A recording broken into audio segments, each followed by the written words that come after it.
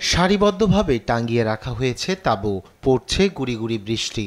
তাঁবুর ভিতর থেকে বৃষ্টির পানি সরাতে ব্যস্ত লোকজন, ব্যবহার করছে বেলচা ও খাবারের কড়াই। ইসরায়েলি বাহিনীর আগ্রাসনের মধ্যে প্রকৃতির সঙ্গেও লড়তে হচ্ছে গাজাবাসীকে। বোমাবর্ষণ এবং মৃত্যুর হাত থেকে পালিয়ে আমরা বাড়িঘর এবং সবকিছু হারিয়েছিলাম। আমাদের বাড়িঘর আমাদের উপর ভেঙে পড়েছিল। আজ আমরা এখানে কিভাবে আছি তা আপনারা দেখছেন। আমরা ডুবে যাচ্ছি। আমাদের জন্য তাঁবু তৈরি করা হয়েছে। বৃষ্টি হলেই চারপাশ দিয়ে পানি ঢোকে।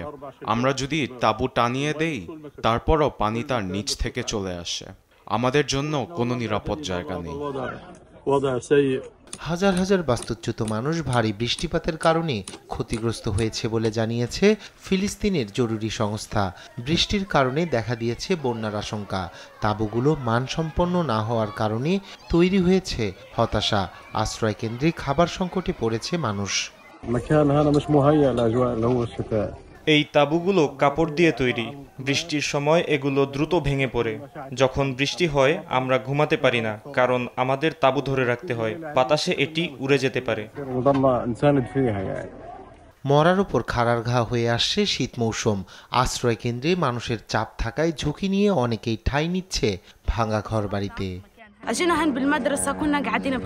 আমাদের কোথাও যাওয়ার জায়গা নেই।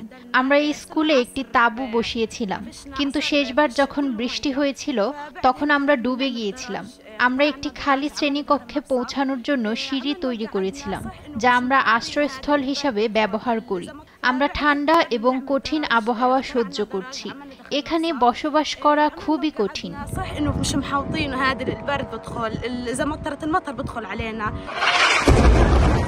গাজার স্বাস্থ্য মন্ত্রণালয়ের তথ্য অনুযায়ী 2023 সাল থেকে গাজায় ইসরায়েলের সামরিক অভিযানে কমপক্ষে 44,000 ফিলিস্তিনি নিহত হয়েছে। আহত হয়েছে প্রায় 1,05,000 মানুষ। নিউজ ডেস্ক, দেশ টিভি।